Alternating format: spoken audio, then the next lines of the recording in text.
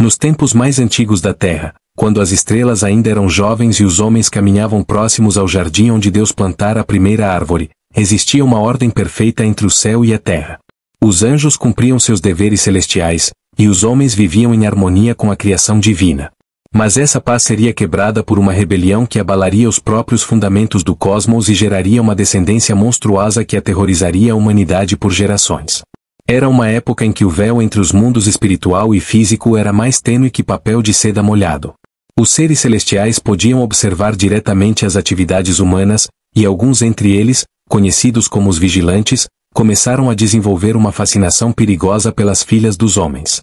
Estes anjos, criados para servir ao Altíssimo em glória eterna, permitiram que a concupiscência crescesse em seus corações como erva daninha num jardim abandonado. O líder destes anjos rebeldes era Senjasa, cujo nome significa aquele que vê, e com ele conspiraram 200 anjos das hostes celestiais. Eles fizeram um pacto terrível no Monte Hermon, jurando uns aos outros que desceriam à terra e tomariam esposas entre as filhas dos homens, mesmo sabendo que tal ato violava as leis fundamentais estabelecidas pelo Criador desde a fundação do mundo. Quando estes seres desceram das esferas celestiais, sua aparição causou terror e admiração entre os mortais.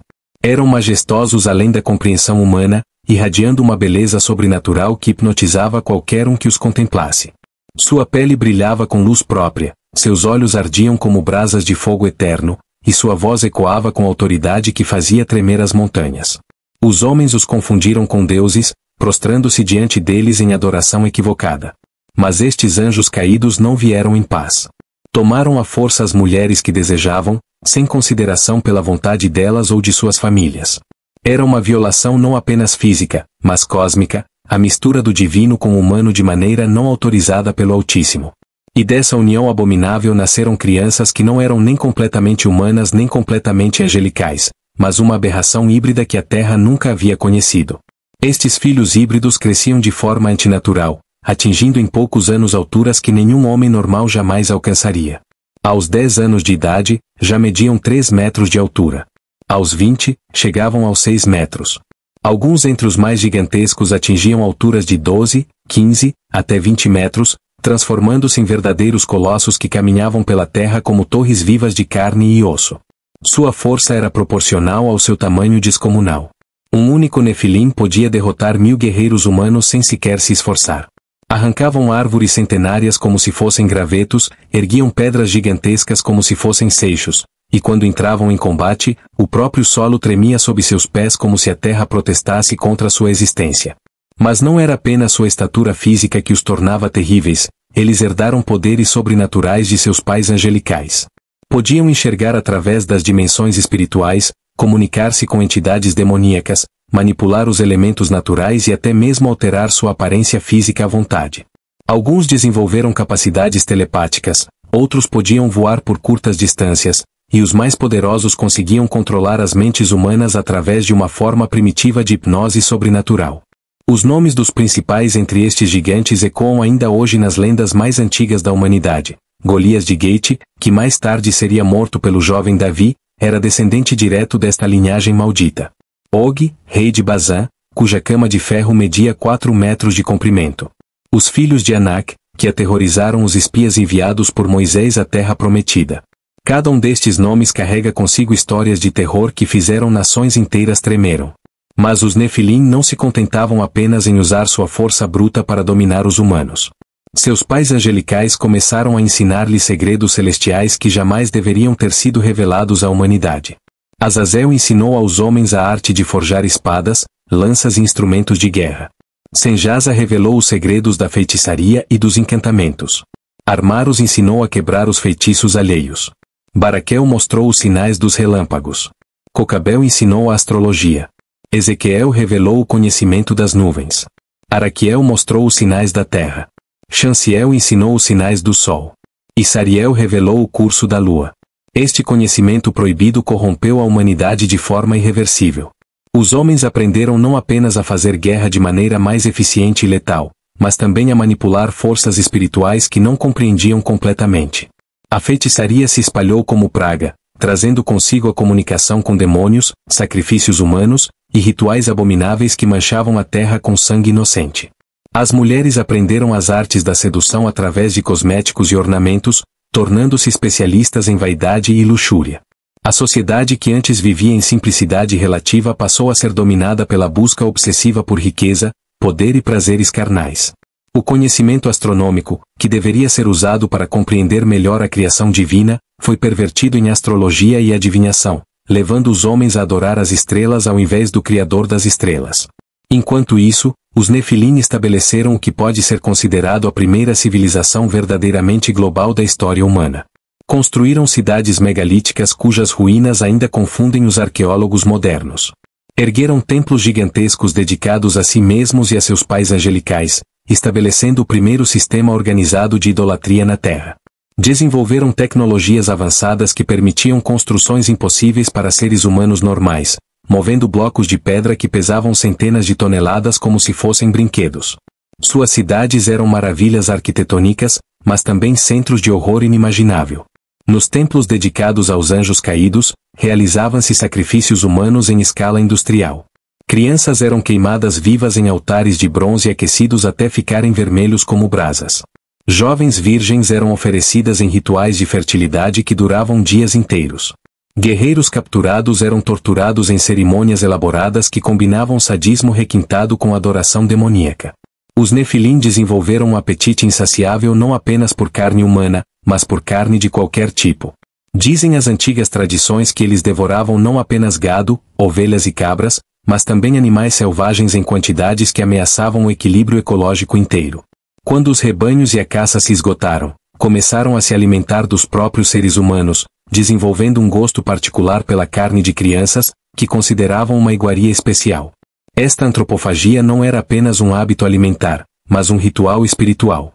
Acreditavam que ao consumir carne humana, especialmente de indivíduos jovens e inocentes, poderiam absorver não apenas nutrientes físicos, mas também essência espiritual, prolongando suas vidas já anormalmente longas e intensificando seus poderes sobrenaturais.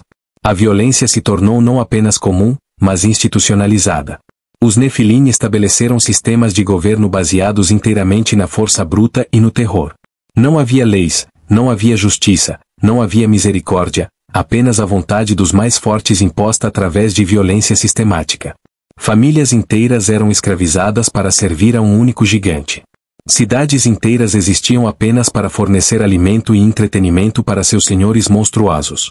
As mulheres eram tratadas como propriedade, passadas de gigante para gigante conforme seus caprichos. Crianças eram separadas de seus pais ao nascer, as meninas reservadas para futuros haréns, os meninos treinados como gladiadores para lutar até a morte nos anfiteatros construídos para a diversão dos Nefilim.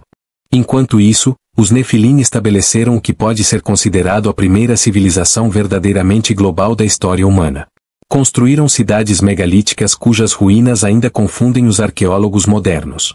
Ergueram templos gigantescos dedicados a si mesmos e a seus pais angelicais, estabelecendo o primeiro sistema organizado de idolatria na Terra.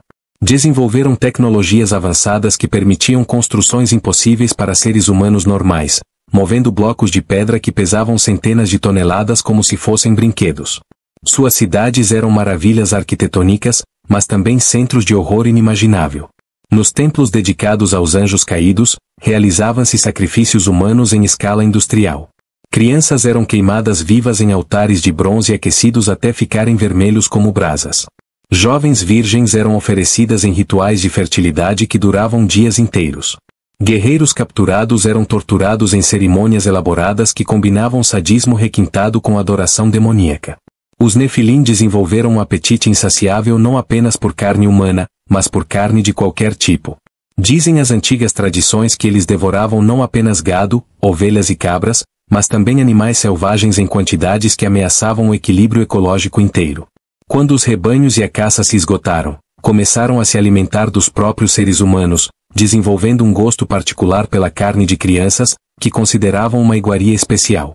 Esta antropofagia não era apenas um hábito alimentar, mas um ritual espiritual. Acreditavam que ao consumir carne humana, especialmente de indivíduos jovens e inocentes, poderiam absorver não apenas nutrientes físicos, mas também essência espiritual, prolongando suas vidas já anormalmente longas e intensificando seus poderes sobrenaturais. A violência se tornou não apenas comum, mas institucionalizada. Os Nefilim estabeleceram sistemas de governo baseados inteiramente na força bruta e no terror. Não havia leis, não havia justiça, não havia misericórdia, apenas a vontade dos mais fortes imposta através de violência sistemática. Famílias inteiras eram escravizadas para servir a um único gigante. Cidades inteiras existiam apenas para fornecer alimento e entretenimento para seus senhores monstruosos. As mulheres eram tratadas como propriedade, passadas de gigante para gigante conforme seus caprichos. Crianças eram separadas de seus pais ao nascer, as meninas reservadas para futuros haréns, os meninos treinados como gladiadores para lutar até a morte nos anfiteatros construídos para a diversão dos Nefilim. Mas talvez o aspecto mais perturbador desta civilização maldita fosse sua capacidade de corromper espiritualmente tudo que tocava. A própria terra parecia gemer sob o peso de tanta maldade. As plantas começaram a produzir frutos venenosos. Os animais desenvolveram comportamentos agressivos anômalos. Os rios mudaram de cor, tornando-se vermelhos como sangue ou negros como betume. O ar ficou pesado e difícil de respirar, impregnado com o odor da morte e decomposição moral. Os céus também refletiam esta corrupção terrestre. Tempestades se tornaram mais frequentes e violentas. Terremotos abalavam a terra regularmente. Vulcões que haviam permanecido dormentes por milênios começaram a entrar em erupção. Era como se a própria criação estivesse se rebelando contra a presença destes seres abomináveis que não deveriam existir. Durante este período sombrio, poucos seres humanos mantiveram sua integridade moral e espiritual. A maioria foi corrompida pelo poder e conhecimento oferecidos pelos anjos caídos, ou simplesmente intimidada ao silêncio pelo terror dos Nefilim. Mas havia exceções preciosas, homens e mulheres que se recusaram a dobrar o joelho diante dos gigantes e continuaram adorando ao verdadeiro Deus em segredo. Entre estes justos destacava-se um homem chamado Enoque, que caminhava tão intimamente com Deus que foi trasladado ao céu sem experimentar a morte. Enoque serviu como profeta durante esta era sombria, advertindo constantemente sobre o juízo divino que certamente viria sobre a terra se a humanidade não se arrependesse de seus caminhos perversos.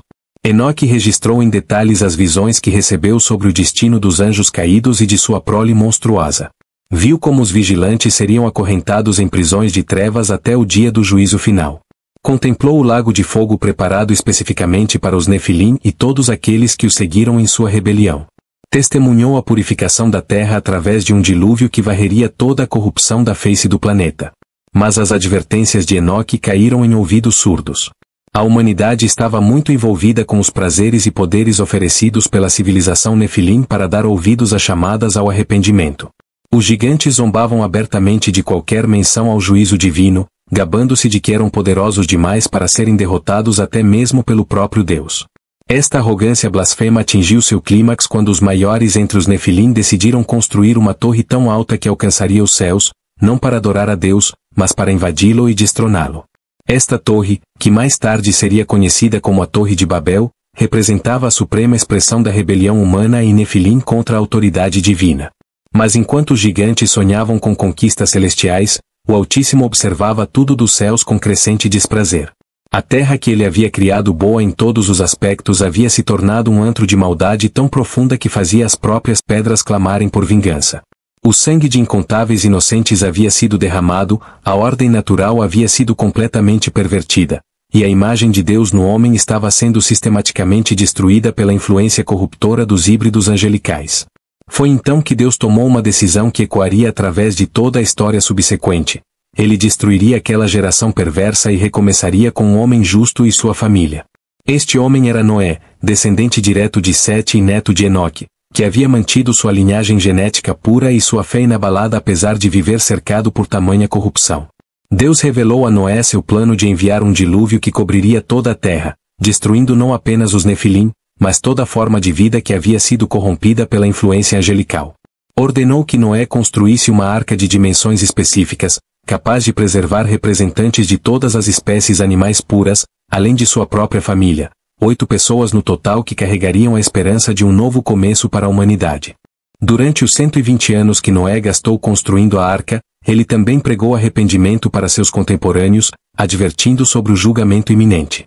Mas suas palavras foram recebidas com escárnio e incredulidade.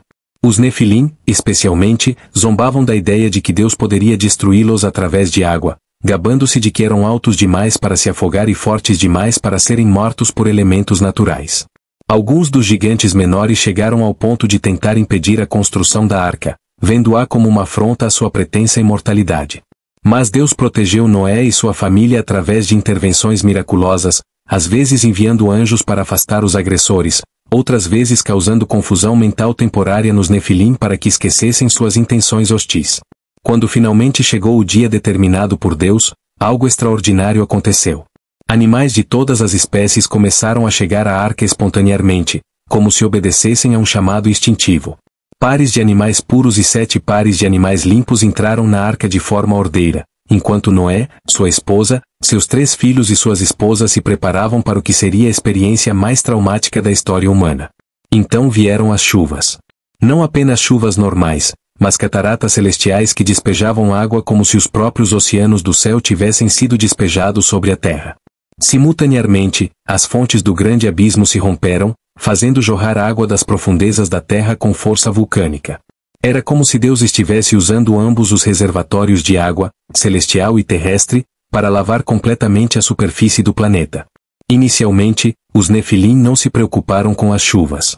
Afinal, eles haviam experimentado tempestades antes, e sua estatura gigantesca os fazia sentir invulneráveis a inundações. Alguns até mesmo se divertiram vadeando através das águas crescentes, zombando de Noé e sua família trancados dentro da arca. Mas quando as águas continuaram subindo dia após dia, semana após semana, o humor dos gigantes começou a mudar. As águas que inicialmente chegavam apenas aos seus joelhos logo alcançaram suas cinturas, depois seus peitos. Os menores entre eles começaram a sentir dificuldade para respirar quando as ondas passavam sobre suas cabeças. O pânico se espalhou entre os Nefilim quando perceberam que as águas não apenas continuavam subindo, mas estavam fazendo isso a uma velocidade alarmante. Tentaram se refugiar nas montanhas mais altas, carregando consigo tantos seres humanos quanto possível, não por compaixão, mas porque precisavam de alimento para sustentá-los durante o que esperavam ser uma inundação temporária. Mas as águas continuaram subindo inexoravelmente. As montanhas que pareciam refúgios seguros foram submersas uma por uma. Os Nefilim, que durante tantos séculos haviam se gabado de sua superioridade sobre todas as criaturas terrestres, descobriram horrorizados que não sabiam nadar melhor que qualquer homem comum. Sua massa corporal gigantesca, que havia sido sua maior vantagem em terra, tornou-se uma desvantagem fatal na água. Um por um, os gigantes que haviam aterrorizado a humanidade por gerações começaram a se afogar. Seus gritos desesperados ecoavam sobre as águas como trovões, mas não havia ninguém para ouvi-los exceto os peixes e as criaturas marinhas que observavam curiosas a agonia daqueles que um dia foram senhores da terra. Alguns dos Nefilim tentaram nadar até a arca, mas descobriram que ela havia sido selada por Deus de tal forma que era impossível forçar a entrada. Outros tentaram construir embarcações improvisadas, mas suas tentativas desesperadas resultaram apenas em estruturas inadequadas que se desfizeram sob tempestades sobrenaturais enviadas especificamente para impedir qualquer escape. Os anjos caídos, pais dos Nefilim, assistiram impotentes à destruição de sua prole monstruosa. Embora fossem seres espirituais capazes de assumir forma física, não podiam interferir diretamente no julgamento divino sem sofrerem punições ainda mais severas. Tudo o que podiam fazer era lamentar a perda de seus filhos híbridos e aceitar que sua rebelião havia resultado em completa derrota.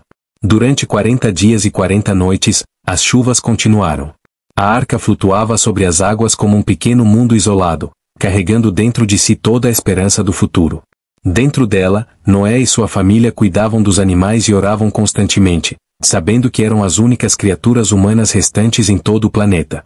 Quando finalmente as chuvas cessaram, a terra havia sido completamente transformada. Todos os Nefilim estavam mortos, seus corpos gigantescos jazendo no fundo dos oceanos recém-formados.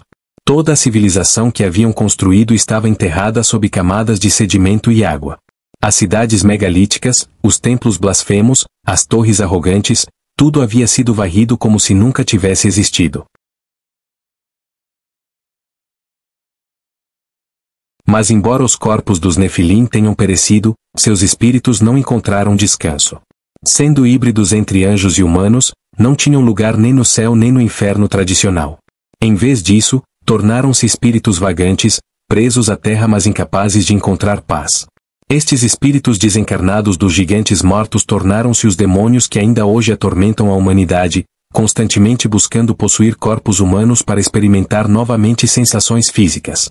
Após um ano inteiro flutuando sobre as águas, a arca finalmente pousou no Monte Arara. Noé enviou primeiro um corvo, depois uma pomba, para determinar se era seguro deixar a embarcação. Quando a pomba retornou com uma folha de oliveira em seu bico, Noé soube que Deus havia preparado uma nova terra para um novo começo. Quando finalmente deixaram a arca, Noé e sua família encontraram um mundo completamente diferente. A geografia havia mudado drasticamente. Onde antes existiam planícies, agora havia montanhas. Antigos oceanos haviam secado, e novos mares haviam se formado. O clima também era diferente, mais severo e menos previsível que no mundo pré-diluviano. A primeira coisa que Noé fez foi construir um altar e oferecer sacrifícios de gratidão ao Deus que os havia preservado.